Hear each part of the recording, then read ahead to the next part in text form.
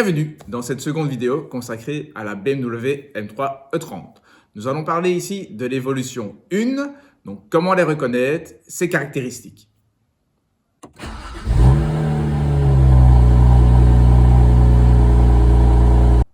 L'évolution 1 est arrivée très rapidement après les premières productions de M3, car BMW voulait augmenter le régime moteur de sa voiture qui était mise en compétition.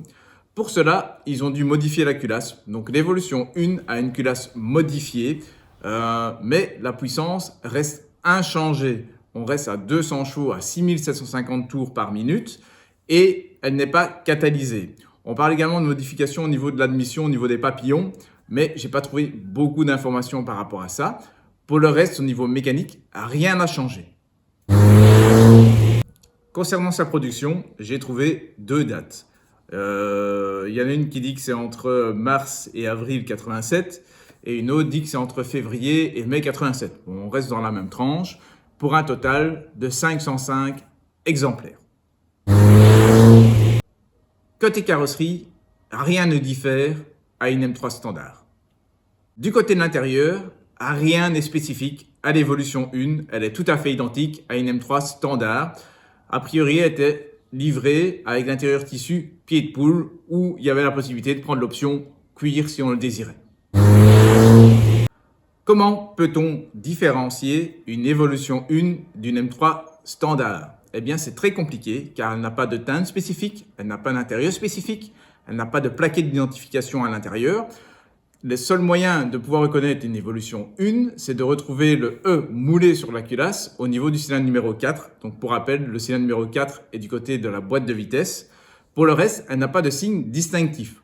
On parle des équipements tels que les vitres électriques, l'ordinateur de bord et l'éclairage au niveau du rétroviseur intérieur, mais ce sont des options qu'on pouvait retrouver sur une M3 standard. Donc on dit aussi qu'elle a l'intérieur tissu pied de poule, mais c'était sur les M3 standards également.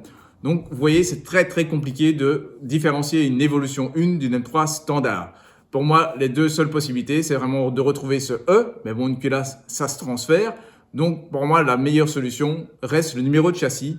J'interromps ce passage, car lors du montage de la vidéo, je me suis rappelé que j'avais éventuellement les numéros de châssis des évolutions 1. Effectivement, j'ai retrouvé ces numéros de châssis. Je vais vous les communiquer. Donc, je vais vous donner les 7 derniers caractères des châssis. Alors, c'est pas parce que votre voiture est comprise dans ces chiffres ou n'est pas comprise dans ces chiffres qu'il s'agit ou qu'il ne s'agit pas d'une évolution 1. Car je ne peux pas être certain des chiffres que je vais vous communiquer, mais je vais toujours vous les donner. Ça pourra peut-être vous donner une idée ou une piste, mais toujours confirmé avec BMW Allemagne, car il est le seul à vous confirmer que c'est bien une évolution 1 ou pas. Même le concessionnaire ne pourra pas vous aider. Donc, la première évolution 1 devrait porter le châssis 290-283 et la dernière qui a été produite devrait porter le châssis 290-787. Donc, ce sont les derniers chiffres du numéro de châssis, les 7 derniers caractères. Voilà, j'espère que cette information pourra vous aider. La vidéo reprend. Si vous avez d'autres informations concernant la M3 E30 évolution 1, n'hésitez pas à les partager, ça nous intéresse.